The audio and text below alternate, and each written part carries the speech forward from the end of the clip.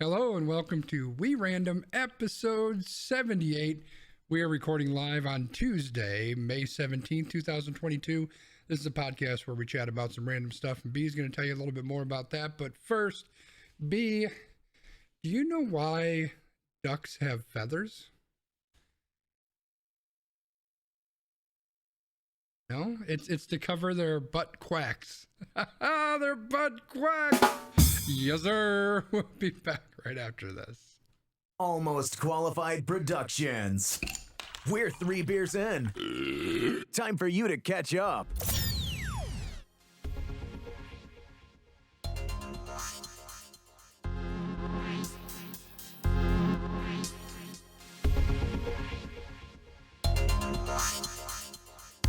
Welcome to We Random, episode 78, the Go Let's Have Some Fun edition, baby. I'm Landmark. That's Sconzi. Say hello to the people, Sconzi. Hey, what's up, everybody? So, inside joke here. I've been sending Sconzi a title for this podcast. That was definitely not what I just said. But we are here to have some fun tonight. What we're going to do is we're going to spin that wheel. We're going to have it go round and round and round. On what topic it lands on, we don't know. But when we do, I'm going to try to say, let's go have some fun. But what do you got for the people today, Sconzi? How are things going for you, brother? You know, things could be a whole lot worse. So, I'm okay with that.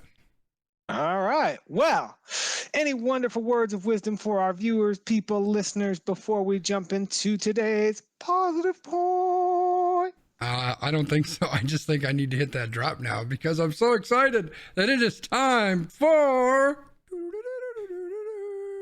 positive point. I still need to turn the volume up on that. I need to write myself a note. So, for those of you who are new to the podcast and wondering why we are trying to sing, we always start this podcast with something we call the positive point, which is a topic of positivity and an artifact of hope. We do this as a way to prime ourselves to get mad online. So first, we feel a little happy. And today, we're going to feel happy about Wiley College.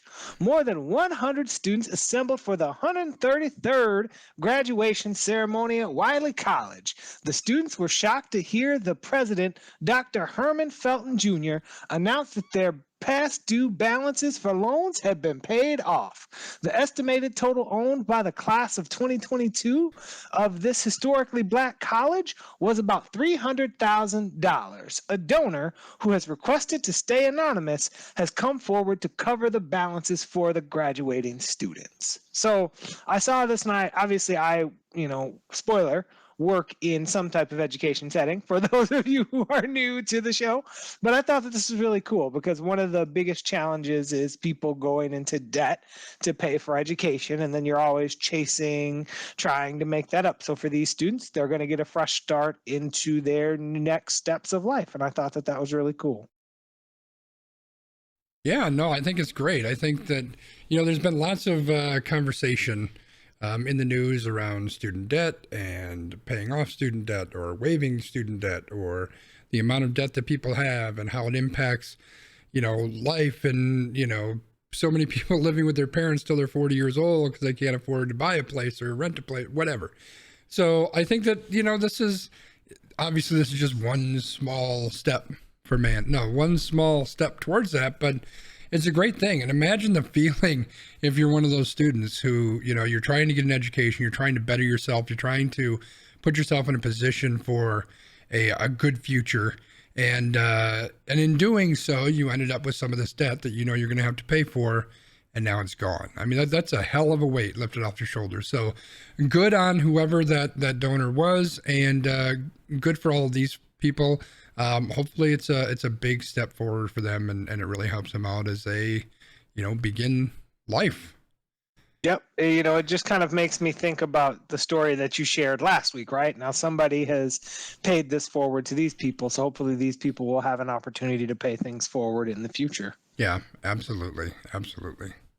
Cool. Well, now that we're feeling all positive and happy, let's spin this wheel and get mad about some shit. What do you say? Yeah, Historical Gamer jumped into the Twitch chat, and the first thing he said was, in all caps, spin the wheel of death. So here we go. We're going to talk about Spain leave. Is Spain leaving? Are they heading off into the stratosphere? What's going on with Spain leaving? I mean, they might, but talking about the country of Spain, because Spain has a plan to introduce paid menstrual leave in the workplace. If approved, it would mark a major European milestone. The current proposal is to offer 3 paid days off per month that can be used for menstrual leave. So obviously, because, people, and this is one of the stories that I got angry about, because there are people online, they're like, man, this should just be 3 paid days off for anybody. We don't have to talk about menstrual leave. It just was the whole, again, people just being very mansplaining, we don't need to talk about these women's issues. If I want to take a day off in my hemorrhoids, I can take a day off in my hemorrhoids. Just appreciate that, women's circumstances are being considered here, dude. What do you got on this one, Sconzi? This irritates the hell out of me, because how come I don't get the 3 days off too? What if my back goes out? I have a bad back. Do I get to take extra days off? No. I'm totally bullshitting you at this point. This is a good thing. We know that this is a situation that, almost every woman deals with, and obviously to different degrees. And there's certainly times when it's, next to, if not debilitating. So yeah, big deal. So somebody gets a couple extra days off because they're dealing with something that the rest of us, or a lot of us, don't have to deal with. I don't think that's a bad thing. Go ahead and do it. I can see in the theoretical place, I can see both sides of this, right? But it's good for us to acknowledge this issue. And one of the interesting parts about this is one of the articles that I read about this talked about how different countries have already tried this in different ways. One country basically gave all women 1 day off a month. Other countries were you get 3 a year. Mm-hmm. And it was just kind of all over the map. But I think that it is important. Again, we've always talked on this podcast about representation and issues and all of these different things. So to have it be known, yes, these days off are earmarked for you to use for this specific thing. I don't know that that's a bad thing, right? Yeah, I think Gamer brings up some good points. Is how this is applied is important, right? So some of the things he specifically calls out, do they require you to do anything to prove it? That would be stupid. I would hope not. Does it apply to trans women, or conversely trans men? I mean, yes, trans women. Yes, that's the direction. How does that work? Or trans men, the other direction, right? I'm not a doctor. I don't know how all the parts and everything goes together, but the point is there's all sorts of people who could be impacted by this, right? And I think that, and it's a bit of a gray area. You have to be careful how you step into this, right? You have to, if this turns into prove me, send me a picture of something to prove that, no, there has to be some grace here. And I think that this is part of treating adults like fucking adults. Right? Are some people, if this was implemented, would some people take advantage of it? Sure. Is it going to absolutely help people? Sure. Yes. Right. So you have to weigh some of that plus and minus. And I think in the grand scheme of things, this is much more a positive than it is anything else. Right. And one of the countries that I had read about, their whole thing was okay, you get this 1 day a month. And if you take this 1 day a month, you don't have to give us any documentation, because otherwise it sounded like that country typically was if you take sick time, you have to go to the doctor and provide this doctor's note. But with this 1 day, just call us and say, hey, I ain't coming. And we go, okay, we'll see you tomorrow. That kind of thing. Right. And I think that's the kind of flexibility that we need. And there's the joke, right? It's in some countries it's I'm out of the office for the summer, try again in September. As to where in America it's I'm having open heart surgery, if you need me, please contact me on my cell. We really need to have more of that work-life balance versus being available and on for people at all times, no matter what else is happening. Yeah, I think that the place that we're in, where you may have people who are trying to take advantage of a situation, it's we built the situation, right? Like we created this to be this way. Our capitalistic society has forced people into this, right? When you are micromanaged, when every single second that you're around is watched, where you are limited in how much time you can take off, where if you give birth, you got to be back in the office in a week and a half, otherwise you lose your job, whatever the case may be. Like we're putting pressure on individuals. So yeah, if there's a little bit of a crack there, they're going to step through that and try to take advantage of that to some degree. So yes, I think there's some of that that's going to happen, but at some point I feel something has to break. And I think we're starting to see some of that. I think we're starting to see workers stand up for workers' rights and trying to not be, as Gamer said, robotic meat snacks whose sole purpose is to serve the machine of capitalism, because that's kind of what we are right now. And I think we're starting to see people stand up to that a little bit, and hopefully we'll start to see some of these changes. We'll see. Yeah, I mean, I just thought it was interesting. So we'll see how this progresses, but it was worth talking about. Yeah, for sure. Let's spin it again. The Convention of States. I think this is one that you're very excited about, B. And I'm glad that Historical Gamer is here, because he'll probably have a lot to say about this. So I don't know that I'm excited about it, but I know you're really deep into like this whole like we're sliding into an abysmal hell. So as soon as I listened to this podcast, I was like, I need to find a way to get this to you. So the Unfucking the Republic podcast delved into an interesting topic recently. A convention of states. The podcast describes it as a long-term right-wing attempt to hijack the political system. A convention of states says if 2/3 or 34 of the now 50 states propose a constitutional amendment, it must officially be considered for inclusion in the Constitution. If a proposal is made, it must be adopted by 3/4 of the state legislatures, which is currently 38 states. If that happens, whatever proposal it is now a constitutional amendment. If we examine this through the current lens of the abortion issue, apart from Congress falling into the hands of Republicans who might then propose a constitutional ban on abortions in the legislature, for example, this is another path that could be taken entirely. And that is directly through the states and would bypass Congress altogether. Now, you might say, y'all are just making some shit up right now, right? But in light of the recent actions, it's important to note that 19 states already, including Georgia, Alaska, Florida, Alabama, Tennessee, Indiana, and Wisconsin, have passed Convention of States legislation. So, like, this to me, like all of the stuff that you've talked about with like we're just going down like a no good terrible path, I was like, wow, this is incredible. And like the guy on the podcast like lays all of this out and he's like, look, we're not there yet, but did we really think that we were going to get there right now to a point where they're going to overturn Roe? No. So this is something that we need to pay attention to. I should have read through this a little bit better. Now that I'm trying to skim through it, I see that it's like 912 pages long. It's a podcast. You should probably just listen to the podcast. I'm going to have to listen to this one. First of all, when I said I'm glad Gamer's here, his initial response was, "Oh no." So we'll see what comes of that. But yeah, I don't know. Like this is intriguing. Like the one thing that you said that kind of jumps out at me is if 2/3, so 34 states propose an amendment, it must be considered for inclusion. I don't understand what that means. What does it mean, considered? So basically, the way that the Convention of States works, and again, I'm not a political person, but if enough states call for this thing to happen, then like all of the states have to come together.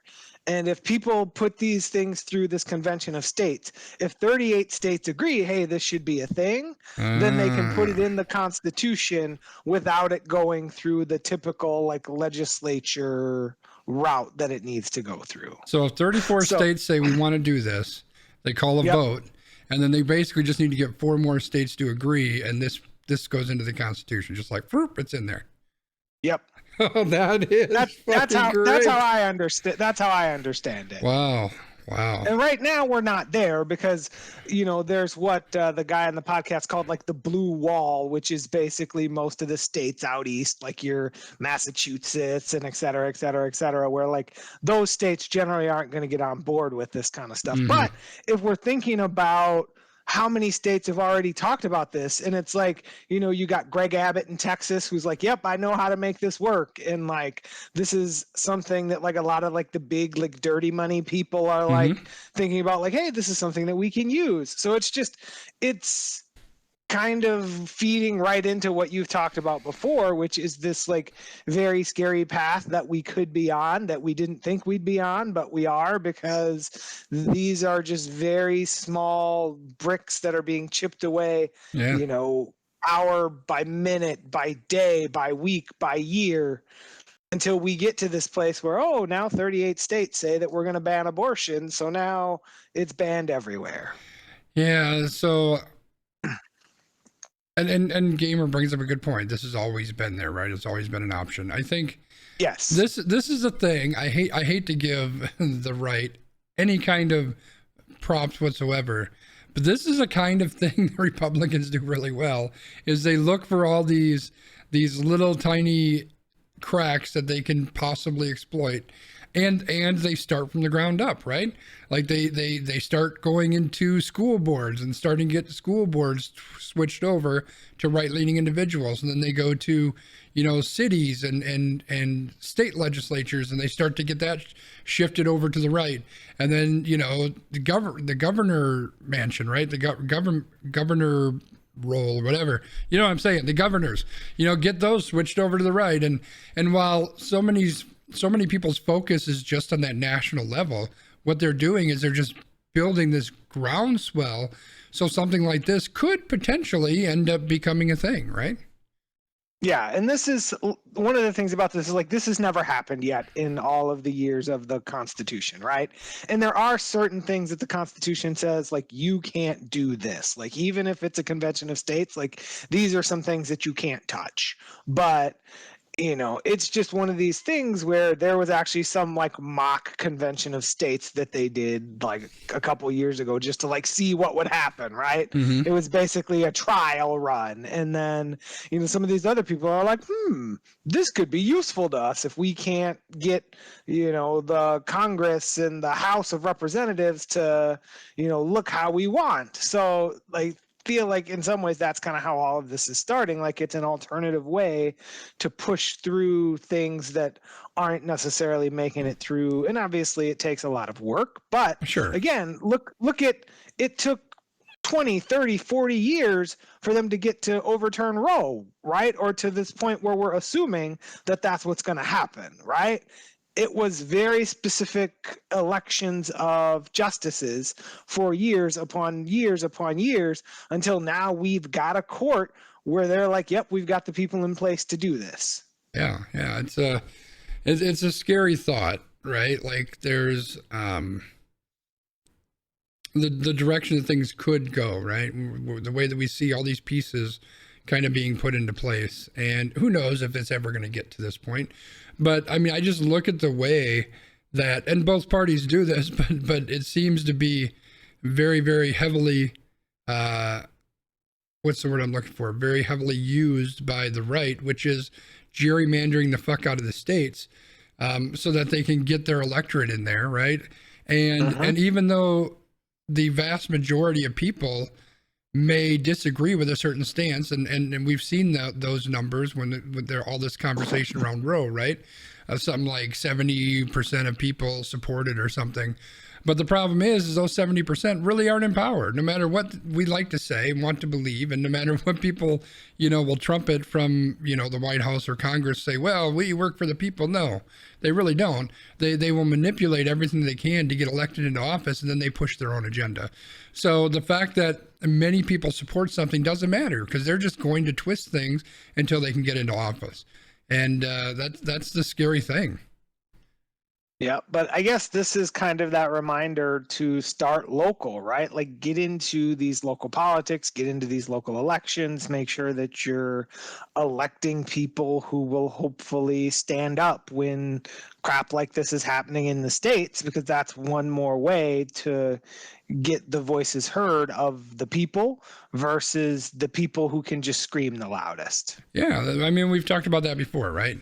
It's that the people that we see showing up at school board meetings and showing up at, you know, local, state, or town city council meetings, the people who are generally incredibly loud and annoying and obnoxious, but it's not you and me. Like, frankly, I don't go to them. It's the people generally on the right who go to these things, have their voices heard, push their agenda, and the more that we just focus on the national level, the more that we fall behind all of the stuff that the right is doing because they're focusing on that local level. And that's a rough situation to be in, because eventually all that stuff bubbles up, right? Like, as people get their popularity and they get their experience and they move up the levels, I mean, all the people on the bottom are the ones who are going to end up on top at some point, right? And so if we don't have anybody on the bottom, then we ain't going to get anybody up top. As Macho Man said, the cream always rises to the top. That's so right. Speaking of that, let's save your views and clicks and let's move to a new topic. Right. Although that new topic might make people angry too. So You never who know. knows? Oh, Jesus Christ. So some people got very excited after the Bucks game the other day. So, and I'm going to see, that's where I'm going to stop you, because that's part of my pet peeve with this whole thing. So, on Friday, May 12th, 3 people were killed and 25 people were wounded, including 17 people in one incident alone in shootings across the city of Milwaukee. The uptick in violence has caused Milwaukee Police Association President Andrew Wagner to ask the city to budget for more police officers. Wagner says the police department does extra staffing, but you can only cancel so many off days for officers and move around so many shifts before you get burnout. Wagner says we're starting to see that right now in the ranks, and we need more help to flood the areas with officers. Now, what frustrates me about this, so there's a couple of pieces to this. The Bucks had a game that, you know, they were downtown, and then, you know, people leave and they're like, oh, all these people were in the Deer District and now they're down shooting on Water Street. Now, I've lived in Milwaukee my whole life. What I can tell you is there's a reason that in my age redacted years of life, I don't fucking go out on Water Street. I don't go out on Old World 3rd Street. You know why I don't go out on Water Street or Old World 3rd Street? Because there's always fucking fighting and shooting and stuff going on down there. This is life in Milwaukee. Should it be life in Milwaukee? No. But that's what we've always dealt with, is like, that's kind of where the things be going down.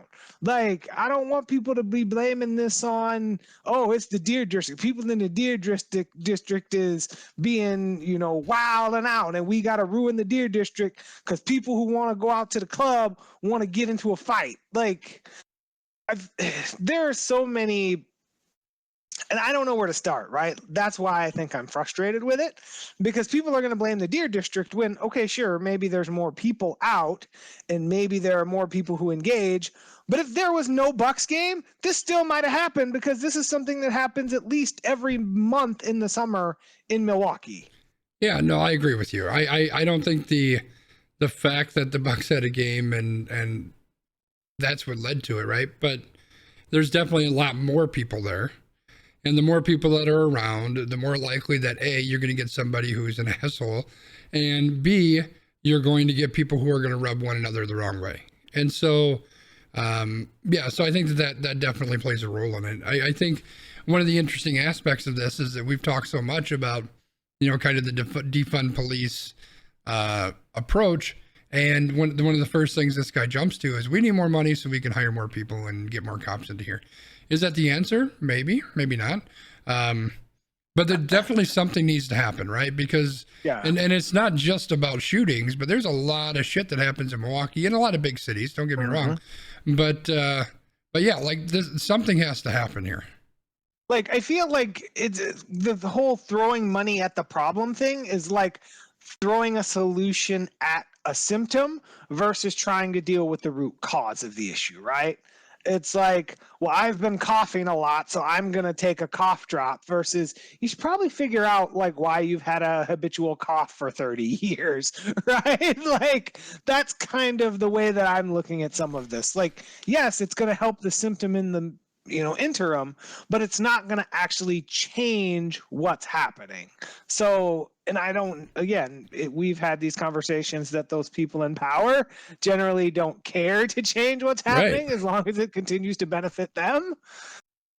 Right. I mean, the rich white guys aren't down at the Deer District getting shot up. You know what I mean? So, I mean, maybe I'm being a little bit of a dick. I'm forgetting rule number 1 there, old man Wiggum. But we random. No, I would. You are definitely not the we random DOTW. I think we can save that for something else on this. We probably can. Yeah. But yeah, no. To your point, we have to figure out how we can do something, and what that is. I think there's a lot of things that go into it, and it's clearly someone much smarter than I has to try to put this together. But there's so many things that lead into this. That just there's no reason any of this crap should be happening, especially not at the level that it is, because it happens everywhere, right? Like, and there's so many things that feed into it. Would having more police around help? Maybe not. But how often have we had a bunch of police around? It didn't do any goddamn thing, right?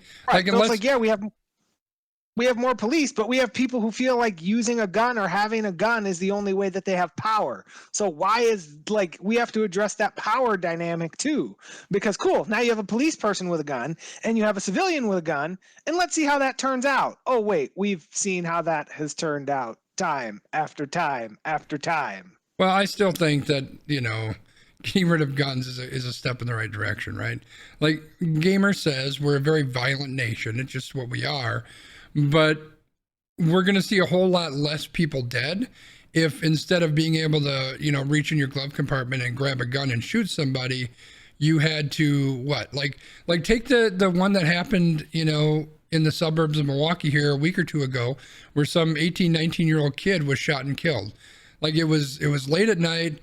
Some dude drives up and starts saying something to one of the women that he was with. She went back to this guy who was some sort of armed forces individual, told him that she didn't feel comfortable. He went up and confronted the guy, and the guy shot him and then drove away. Like, what if he didn't have a gun? What is he going to do? Have to get out the car and then they're fist fighting, or he's going to pull out a knife and kind of try to stab him from outside the window and the guy just takes a step back? Like, the point is, there still may have been a confrontation there, but we may not have a dead teenager, for fuck's sake. At least let's take those steps. Well, and people will go, oh, well, people will just get them illegally. Great. Do you know why that's a good thing? Because you always talk about how you want people to follow the law anyway. Because if this person has a gun and they have a gun illegally, that means that you can charge them. Because now they've broken 2 laws. They have a gun illegally and they shot someone, right? Like, we're getting to this point where people use all of the excuses to actually just not address the root issue, which is they don't want to lose those guns because the guns make them feel powerful. I guess it's like we can go into the whole gun debate thing, which just is stupid on all fronts as far as I'm concerned. But the simple fact of the matter is something needs to change, right? Something needs to change. Right. And that's the most difficult situation. I've had this thought myself. I've got a little kid who comes and plays on my basketball hoop and I tell him to leave. And every time I go out there, I'm like, okay, this is an 8-year-old kid, but who knows? This 8-year-old kid could have a gun, right? I shouldn't have to think about that. Well, old man Wiggum wants to know if the Convention of States can take away gun rights. I mean, if the Convention of States could do that, my guess is that Congress would be doing it. Yeah, I'm pretty sure that would not happen. I think that Texas would send a bunch of representatives to make sure that didn't happen. Yeah, I was gonna say, if you look at the states that have already signed on for this Convention of States thing, I think you will get a very clear picture of which train that is on. Yeah. Or which track, so to speak, that train is riding. I don't know. Historical Gamer seems to think we can do it, so let's go ahead and do it. What the hell? All right, let's get rid of it. I just feel like we need to do something different here in Milwaukee because it's going to be another long summer of a lot of people losing people that they don't need to be losing. Yeah, it's a bunch of horseshit. All right, I'm spinning the wheel because, damn it, I am commanding we get a good story. Hey, it's a good story. Is it? Michigan down payment. Michigan. Oh yeah. I think Wisconsin's finally going to make a down payment and take that top part of the state that should have been ours the whole time. Maybe. Michigan's $10,000 down payment assistance program gives eligible buyers up to $10,000 of assistance in housing down payment in certain zip codes. For those who don't qualify for that, typically they may get up to $7,500. Now, to qualify, an application must meet the county's household income limit, which varies by county and by home size. The home sale price must be lower than $225,000, and applicants must have a minimum credit score of 640. Now, this program is being advertised due to Michigan's home values having skyrocketed. In April 2019, the average price of a home was $169K, also known as Lorenzo Cain's batting average. It is now $231, known as most of the Brewers' batting averages that aren't hitting below $220. But, this program is basically here to try to help homeowners get a sustainable home. Now, again, if we're looking at these prices, there are a lot of homes that might be excluded, but I think this is a good step in the right direction, and it's something that could really help low income buyers and individuals who may have some limited capacities to get a reasonable kind of starter or regular home. Yeah, Dubs is very bullish. I don't know what the term is. He's one of those two things about this. This is a great idea, but won't reach enough people to make a difference. Does nothing to help the folks who likely need it most, and that's possible. I think. It's possible, but I'm intrigued by what it says the county's household income limit is, because I don't see. There was a chart that I looked up, and it was like, you got to have this, and you got to have this, and you got to be here, and you got to do. Like, I was like, this is too much to try to explain. I'm sure there's a lot of different things that you have to fall into. That it's probably a pretty niche area. I'm sure. I would hope that there's some thoughts. I hope there's some thoughts into why they chose this specific demographic and what makes sense and who the people are that need it the most, that kind of thing. I would assume that it is, but I think the simple fact is, if we just look at things from a very 10,000 foot view, as the people at work are used to saying. Somebody that's watching this will get a kick out of that. Anyway, the point is, if you look at it from the 10,000 foot view, this is still us trying to help people, right? We're still trying to get people into a home, people who otherwise may not be able to get a home. And I think that's a good thing. Anytime that you can give a leg up on somebody, that helps. And I'm gonna share kind of a personal story. There was a personal story here in Milwaukee. This was probably 2 weeks ago or so. I saw it pop up on Facebook. This is a person that I used to work with, someone who actually reported to me. I was her leader for quite a while, and she was on the news because she had gotten a home from Habitat for Humanity. She's a black woman with a number of kids, and she was speaking very eloquently about how this is a life changer, not only because she has a home, but this helps to break some of that generational wealth that we talk about, right? It's giving her something that she can then pass on to her kids and hopefully give them a stepping stone. Not to mention the fact that it just gives them a place to call home. So I think that this is the type of thing, if they can really narrow in on the group of individuals that need this the most and can help them get into homes, this could be a huge thing. And we've talked a lot about how, a lot of different demographics, but especially black individuals, have had to really struggle with the lack of that generational wealth and redlining and all of those types of things. So if they're able to get this into, some of those individuals and get them into houses, I think this is a great thing. So yes, to Dub's, point of view, maybe this isn't going to hit as many people as we want. Maybe it's not going to do as much good as it potentially could. But again, it's a step in the right direction, and maybe this type of program can be looked at and expand into a wider range. Yeah, that's exactly thought process that I have, because like looking at the numbers, like maybe this doesn't help those individuals who are most financially needy, but it might help people in situations similar to like me or you, where like maybe now like affording a house isn't as palatable as it might have been 10 years ago. So, helping people is helping people, because if you help one person, that person has the capability of helping someone else. Yeah, and Gamer, you and Dubs both, I think you have good points. Is the people who need this most, they may not be able to jump through all the hoops that need to. And plus, if you look at it, the price of the home has to be under 224, and we already talked about how the average price is going way up.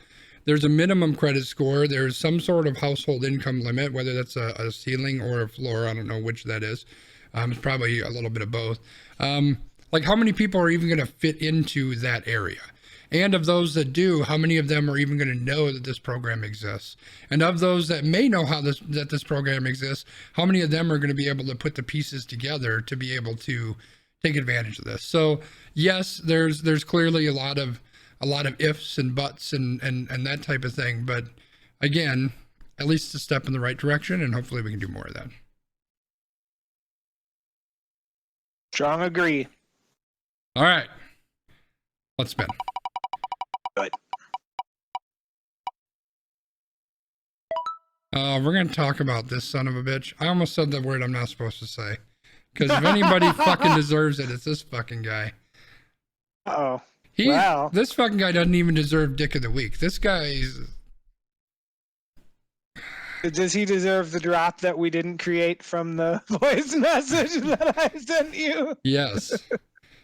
All right, well, we're not going to do that, but we are going to talk about the Buffalo shooting because, we try to stay on the topics that are big in the news, and we're going to talk about the white 18-year-old individual wearing military gear and live streaming with a helmet camera who opened fire with a rifle at a supermarket in Buffalo, who killed 10 people and wounded 3 others in what authorities described as a racially motivated violent extremism. The man posted a 106-page online manifesto that was uploaded explaining that he was motivated by a conspiracy theory that white people are being replaced by other races. In the manifesto, it said, "If there's one thing I want you to get from these writings, it's that white birth rates need to change. Every day the white population becomes fewer in number." Then he went on to say exactly how many babies per woman people need to make. So, I wanted to point this out because this sounds ridiculous, but this is the kind of thing that's happening every single day because of all the bullshit that's going on in our world around us, right? And what really bothered me about this story is the lack of empathy that people had. When you're looking at, obviously I violated rule number 2. If rule number 1 is don't be a dick, rule number 2 is never read the comments. So yeah. I read the comments, right? But first comment, "Well, that's why I concealed carry, so that doesn't happen to me or my family." Dude, did you not read the article where this man was wearing military fatigues and armor? There was a former police officer who was a security guard at this store who shot this man, and it did not do anything because he was wearing armor. So your little pistol in your pocket while you're over here fondling some melons in the produce aisle ain't gonna do nothing, brother. It's like these people have no kindness or empathy or thoughts. And other people are like, "Oh, well, why are we talking about this dude, but we're not still talking about the guy who went through the Waukesha parade?" What? Yeah. I don't even know what to say about this because this whole thing is just insane. And I guess, so first of all, just to address this fucking piece of shit, he's a fucking piece of shit, right? It fuck him and his thoughts. That is what it is. The more important part of this story, obviously the most important part is the people that were impacted, right? The people that were hurt and killed. That's what the focus should be on. I think our fear here is like this is a kid, a dude. I mean, he's 18 fucking years old. Like, he talked about how he was really indoctrinated, and I don't know what the word is that I'm looking for, but like escalated, extremized. I'm not sure what the word is. Gamer will tell me that I'm an idiot and he'll give me the right word probably. But because he, at the start of COVID, he just went onto fucking 4chan and just started reading about all this extremist shit that was out there and just bought into it and just kind of built up into what he is. And so there's all that shit that's out there, first of all. Radicalized. Thank you, Gamer. I knew you'd have my back. On top of that, you've got assholes like Tucker Carlson on the most highly rated, most watched fucking cable TV show spouting this same bullshit. Like this whole replacement theory shit that he's talking about, it's on every one of Tucker Carlson's fucking shows, right? Like, this guy is out there getting paid to lift these people up and to amp them up and to get them excited and get them, you know, all jacked up and wanting to do this kind of shit. And then it just continues to fester in these different areas online and, you know, in back alleys and wherever the hell else these cretins fucking gather. And it just continues to grow. And these people are so fucking disgusting. So this dude, he actually thought about going to a school nearby. This is a video that I meant to send you, and I don't know that I did. This dude was talking about, I think it was on the Rachel Maddow show. So this fucking dude he actually thought about going to a school. And he thought about going to the school because he figured there was a lot of black students there because the school doesn't test very well.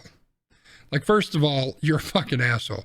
And second, he decided not to go to the school. He wanted to go to the supermarket because he specifically doesn't want black people to ever feel safe anywhere. So he wanted to go to this random place where everybody normally goes and it's perfectly safe, and he just wants to like put fear and all this bullshit into people's minds. And it's gonna work, right? Like, do you think that people aren't gonna start to think about the next time they go to a fucking store? Like, of course people are. And then he posts this fucking diatribe online to get other people excited about this and to try to make himself this huge, you know, thing. And let's not forget, all right, this big, bad, scary motherfucker just handed himself over to police. Like, he didn't want to deal with anybody who had a real gun. He's just going to say, oh, no, I'm too afraid. I'm just going to give up. I mean, I want to say more, but I'm not going to because then I'll really be an asshole. But the problem is this shit continues to happen. And it's not only happening in the back alleys and in the hidden areas of the internet, but it's happening on fucking primetime television. And that's a problem. We got these fucking people like Tucker Carlson out there who's saying this shit. We got people like fucking DeSantis down in Florida who's just passing all these stupid ass laws to make all this bullshit happen. I mean, they're just putting it out there on public display that you should and can, and you're an idiot if you don't hate people because they are black or women or trans or gay or whatever the case may be. Like, this is fucking disgusting. And, you know, we just got done talking about the fact that people in Milwaukee are shooting one another, and that's bad. But how much of this is just more hate because of all this shit they see everywhere? All you see everywhere is fucking hate.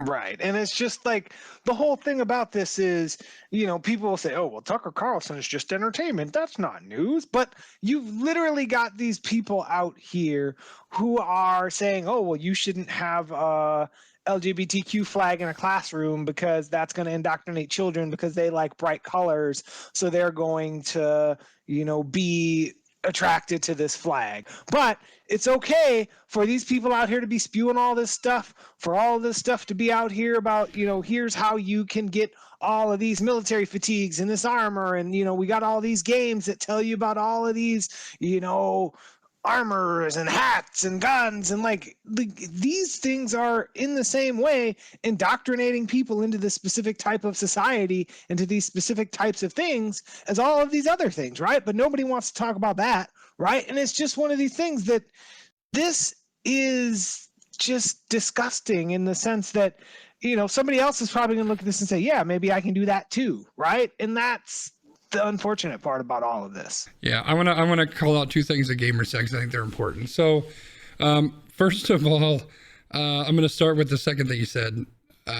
somewhere along the line, and I don't know who it was that brought this up, they tied this back to video games again, which obviously we're doing this on a channel that I live stream video games on. So I have a bit of an opinion on that. And I think I heard somewhere that this asshole, he live streamed this on Twitch for a couple minutes before they shut it down. He had a GoPro stuck to his helmet, and apparently what I had heard is that he had said he wanted it to look like a first-person shooter. So of course everybody will jump on that because it's a video games problem, right? There's video games everywhere, to Gamer's point, and they don't have people running around shooting each other, right? So that's stupid as shit, but they'll run with that. It's not a video games problem though, right? But that's what I'm saying. It's not. It has nothing to do with video. It has nothing to do with video games.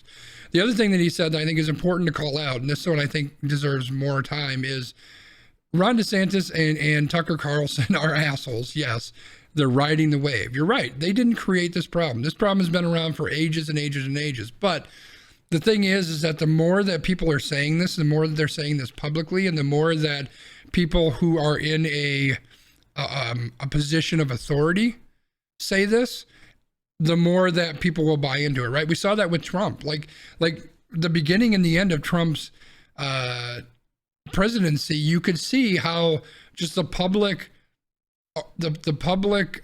willingness to stand up and say this bullshit out loud just grew exponentially. And a big part of that is because you've got this dude who's running the country who's saying this shit, or at least hinting very, very strongly towards this shit, right?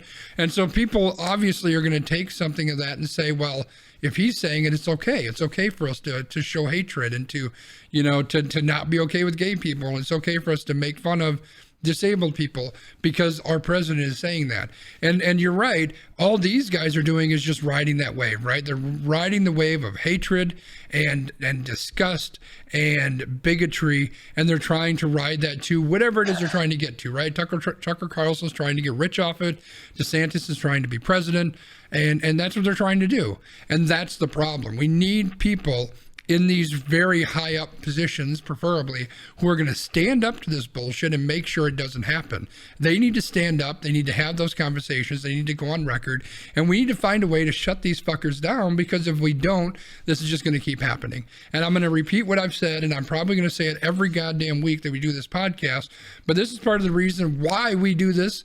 Why I'm doing this, at least. I don't want to put words in B's mouth, but this is part of the reason that we do this podcast, and the reason I'm going to yell and scream from my tiny little house. Okay, it's not that tiny, but my little house in the Milwaukee area, and scream my head off that we cannot put up with this shit. And we have to be at a point where we can speak our mind. We can let people know that this hate and this bigotry and this bullshit is not okay. We're not going to stand for it.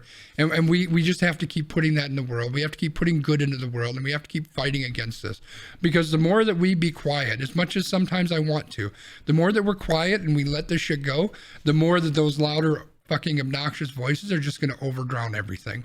So this is my ploy. Like I say every goddamn time I get on this fucking soapbox, make sure your voice is heard. Whatever it is you do, however you do it, whether it's, water cooler talk at the office when somebody tells an off-color joke, call them out on that bullshit. If you're hanging out with your buddies and your buddy, talks about, tells a gay joke, let them know that shit ain't okay. When somebody, says, hey, what's up, my N person, let them know, yo, that's not all right. Don't say that shit, right? Like, even those small things, we need to stand up for it. And then obviously the much bigger examples, we need to make sure our voice is heard. Yep, that's great. And I was going to have you play a drop, but I feel like we should just let that be, and we should move on to the random rankings. I think that's probably a good idea. So let me play that drop. Random rankings. All right, we got some random rankings. All right. So for those of you who have been with us for the past few weeks, we've been working through the Birthday Bonanza Bracket. This is Birthday Bonanza Part 3. So we have gone through this bracket, and we are trying to figure out how we take this field of 64 and we chop it down, because we want to decide which 5-person team is the group that we'd want to spend one epic night with. So we've got our brackets all set, and we are going to go through, and we might, time depending, be able to crown a winner tonight. Possibly. So what I did is, the last few weeks we had the very small, bracket thing out there. So I just put this all into Google Sheets here so that we can actually see kind of what we're doing, and hopefully this will make life a little bit easier for us. So, all right. B, do you want to kind of read these out? So we have first, it's July 23rd versus May 12th. So July 23rd is Woody Harrelson / Monica Lewinsky, Gary Payton, and Daniel Radcliffe. May 12th, George Carlin, Yogi Berra, Tony Hawk, Ving Rhames, and Florence Nightingale. What do you got on this one, Sconzi? I know you've ridden the Woody Harrelson high so far, but George Carlin's your guy. So where are you going? So I was worried. I was getting everything situated. Do we explain what we're looking at here and why we're doing this? So we did. I explained that this is the bracket, and what we're doing is of these 5-person teams, we get to spend one epic night with this team. We can do whatever we want with these 5 people, but we have to decide which 5 people do we want to spend that night with. Do whatever we want within reason and with consent. Okay, let's just be honest, because I'm going to be a pig on some of these. So, yeah, I've really ridden the whole I want to get high with Woody Harrelson, but it's fucking George Carlin, man. I mean, I can't vote against George Carlin. Yeah, let's go with George Carlin. All right, George Carlin and the group are moving on. Is there a way that now, wasn't Yogi was it Yogi Berra who people said was kind of a jerk? I can't remember. No, Yogi Berra was he was very interesting is what he was. Okay. How do I change this text? Can I just highlight it? Where can I highlight it? In here? There we go. It looks like you highlighted it to me. Highlight it in green. There we go. All right, it's highlighted. Okay. Cool. All right, let's move on. April 4th, Robert Downey Jr., Heath Ledger, Hugo Weaving, Maya Angelou, and David Cross versus Ken Griffey Jr., Bjork, Troy Aikman, Nikki Bella, and Carly Rae Jepsen. I feel like this is going to be the first one that goes to chat because I am going to continue riding that Carly Rae Jepsen train. Yeah, this one's definitely going to chat. David Cross is fucking hilarious. So he would be very cool to hang out with. And Heath Ledger seemed like he was a good guy. Like he seemed like he'd be fun. And Robert Downey Jr. not in his drug time. Yeah, I think I'd have to go April 4. So chat, this one's on you. It looks like we got a couple April 4s over in the Glimish chat. We'll have to let the slow people in the other chats give them a couple seconds, but it's looking like 4-4 is going to move on. I'm going to very slowly get this ready to highlight.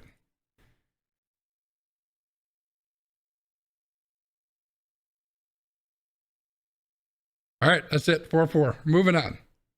All right. So now we're moving on to November 22nd versus July 2nd. November 22nd has Rodney Dangerfield, who can't get no respect, Jamie Lee Curtis, Billie Jean King, Scarlett Johansson, and Juju Smith-Schuster. We got July 2nd with Thurgood Marshall, Johnny Weir, Jose Canseco, Dave Thomas, the Wendy's guy, and Sylvia Rivera. So what do you got on this one, Sconzi? You know, I've ridden Johnny Weir. You know, what's the word I'm looking for? I don't know what word I'm thinking. You know what I mean. I've really okay, let's start over. I've been really big on Johnny Weir just because he seems fun as shit. Like he seems like an absolute trip. But like Rodney Dangerfield, Jamie Lee Curtis, Scarlett Johansson, and those are just the fun people. I mean, even Juju would be fun as shit. Juju could film it all. And Billie Jean King, like how cool would it be to hang out with Billie Jean King? She's a fucking legend. Like it's gotta be November 22nd for me. Agreed. Agree with you. Throw both of them in the trash. Oh no! Come on, Wiggs. And Ellie, we're not gonna go into riding Johnny Weir anymore. Let's just skip past that. Oh boy. All right. Well, we are going to go with August 9th versus May 13th. So August 9th, we've got Whitney Houston, Deion Sanders, Sam Elliott, Gillian Anderson, and Anna Kendrick versus May 13th, Dennis Rodman, Stephen Colbert, Pusha T, Honey Badger, and Stevie Wonder. So I am going to stick with my August 9th group because who doesn't want to party with Whitney Houston? You got lots of good stuff going on here. Right? You got Whitney, you got Prime Time, you got Anna Kendrick, Gillian Anderson, you know, so we're good here. I like this group. What do you got, Sconzi? I like the fact that you named off 4 of the 5 people. I don't know who Sam Elliott is. And the I'm one gonna Google person that you right didn't now. name off is the one person that I would most like to hang out with in that group. He's an actor. He's an old actor, dude. Okay. So I'm looking at this as this is a party group, right? We're gonna have a party. Which group is gonna have the best party? And I think that it doesn't matter. I don't even think you have to look at groups. I think there's one name here that says this is the fucking party. And that's Dennis Rodman. It's Dennis Rodman. I don't know. Whitney Houston could party though, right? She could, but she got nothing on Dennis Rodman. I got to go with Rodman, man. All right, so let's go into the chat. What do you got for us, chat? Right now, it looks like Rodman's leading the group all by himself. I don't even know who Pusha T and Honey Badger are. Pusha T is a rapper. I'm not sure who Honey Badger is. I'm not even sure who that are. But Dennis Rodman, I think he's taking the cake. I mean, Stevie Wonder would be there to help me out to make sure that I don't like fall down and like do blind people. There you stuff. go. Yeah, the blind guys could hang out. All right, we got January 7th and February 20th. Oh, sorry, I misheard you. Oh, Okay, so January 17th, Michelle Obama, Betty White, Muhammad Ali, Dwayne Wade, or Ben Franklin. February 20th, Rihanna, Angelica Schuler, Church, Charles Barkley, Sidney Poitier, and Kurt Cobain. oh my God. So what do you got on this one, Skanzi? I went first last time, so what do you got? Is Gonzi going to repeat Rihanna again? I mean, if I'm just being, a dog of a guy, then of course I'm going to choose Rihanna. So I think these groups, in my mind, I think the hangout is not the Dennis Rodman party. In this case, I think the hangout is we're just going to chill with like some scotch and just hang out and just fucking chat. Like, because I just think there's just so many brilliant people in this group. And I'm really stuck on which group would be better to chat with. Like, I mean, I feel like Muhammad Ali and Dwayne Wade and like Ben Franklin would all be down with this Scotch situation. I think if I go back to who is the one person that I would most want to hang out with here, I think it's Muhammad Ali. I think I'll come with you on Muhammad Ali. I mean, Ben Franklin would be ridiculously cool, right? And nothing against anybody else on this list, but like Muhammad Ali in the 60s when he was, just doing his thing and like that, dude, that's next level, man. All right, so now we got March 6th, Shaq, Gabriel Garcia Marquez, Michelangelo, Tyler the Creator and Tammy Taylor, Connie Britton. And July 1st, Pamela Anderson, Princess Diana, Missy Elliott, Carl Lewis, and Plies. I'm gonna go back. Ellie, I agree. Losing Sidney Poitier on that one, that was a sad loss. That would be super cool to hang with him. Again, we're stuck with a bunch of people that I don't know.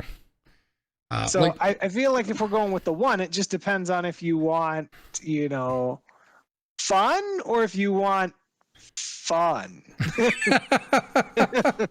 Yeah, this kind of seems like it's the Shaq versus Pamela Anderson group. Man. I guess I made you go first, so I'm gonna go with Shaq.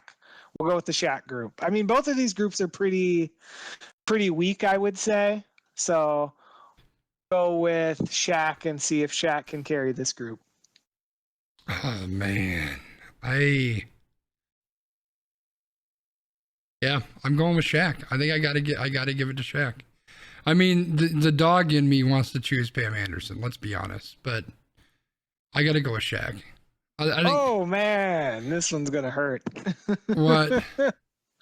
Oh, the next one? So, yeah. The next one. So you got March 24th, Peyton Manning, The Undertaker, Harry Houdini, Chris Bosh, and Tommy Hilfiger versus January 8th, Elvis Presley, David Bowie, Stephen Hawking, Rey Mysterio, and David Silva.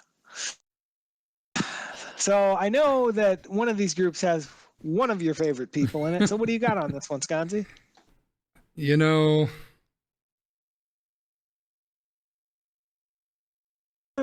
I gotta go with the King. It's gotta be the King.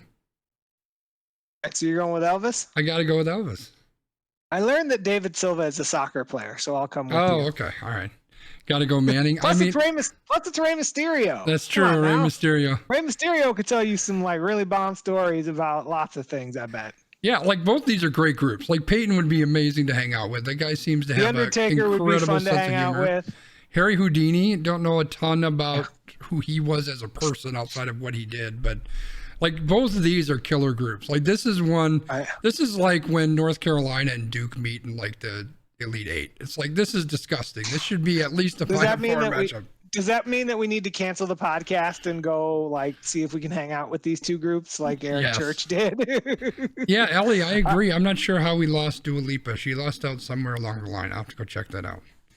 All right, so we got September 5th, Freddie Mercury, Werner Herzog, Michael Keaton, Bob Newhart, and Raquel Welch versus August 14th, Mia Kunis, Halle Berry, Steve Martin, Tim Tebow, and Magic Johnson. What you got for me, Sconzi? I feel like August 14th started off at a high, and then it just like kind of skyrocketed, or just kind of like nosedived. I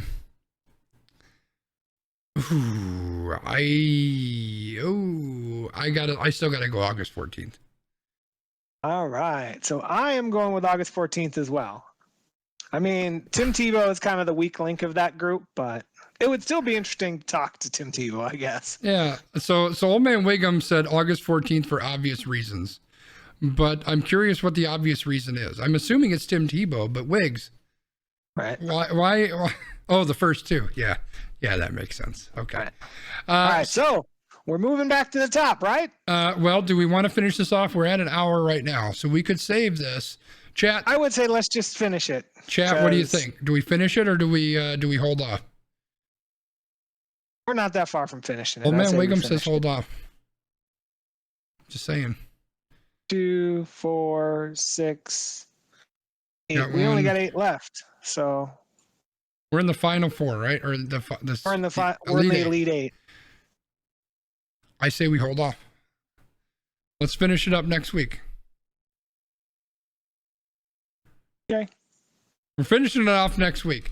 I'm dropping the hammer. I don't know what that means. We're going to finish it next week. I'll get this all cleaned up and we'll be good to go. We'll wrap it up. We'll do the whatever it is, the Elite 8 or whatever, and then we'll knock the whole thing out next week. So the suspense is here. Come back to find out if George Carlin can beat Robert Downey Jr. with a hammer. That's violent. I mean, violence is everywhere. But now, let's do B's extra point. It's true. So we talked a lot about anger today. We talked a lot about violence. We talked a lot about things that are not so great in our world. But I wanted to kind of take you behind the curtain for a minute, right? Like, as I told you at the beginning of this podcast, I've been sending Sconzi lots of interesting messages this week. But there was a moment where I was pretty fired up about something that was very stupid. It was sports. Don't blame me. As Sconzi would say, don't judge me or jug me or however it's pronounced. But, then I was listening to my music and a certain song came on and reminded me of the fact that happiness is just around the corner. So, it's one of those things where no matter where things are, no matter what's going on, you can always recenter yourself. You can leave crappy things behind and you can move forward with a view of optimism and of happiness. So that's what I wanted to leave you with, right? Like we talked about a lot of negative stuff today, but we want to leave you with some hope. And that hope is we appreciate you being here. We appreciate you engaging in our, we randomness. And we want to thank you for being part of our journey because we appreciate it. Amen, brother. All right. It always astonishes me how even when we don't talk about this stuff, Brian and I are kind of on the same wavelength. So I started writing this last week. I started blogging, kind of, not really, but a little bit. I wrote a little thing. It's like this long. It's like 14 words. It's a little bit longer than that, but give or take. And the reason I did this is because I had this really weird situation happen. It was Tuesday or Wednesday of last week. Middle of the day, I'm like, I'm going to go get something for lunch. I work from home. So go to the kitchen, I get some stuff set up, go to the restroom, and I come back from the restroom. I'm in the kitchen and I stop and I ask myself this question out of nowhere. why the fuck am I happy? And I was so confused because I was legitimately happy. And that may sound weird, but I'm just not a happy person. And I don't mean that I'm a miserable person. I just kind of go through the paces. And I know this is a bad thing. Like I don't want to be this person, but I'm not generally just overtly, outwardly happy all the time. It's just not who I am. In fact, I don't know that I feel a lot of emotion throughout the day. And one of the things that I've spoken a lot with my therapist with is just stopping to recognize how I'm feeling throughout the day. But this shocked me. Why am I happy? And the greatest part about it is there was no fucking reason why I was happy. There was none. There wasn't anything. There wasn't, hey, I get to do something cool tonight, or hey, Brian paid me a great compliment, or hey, the podcast got 9 million views. It was nothing like, there was nothing. I was just genuinely, randomly fucking happy. And it was such a great feeling.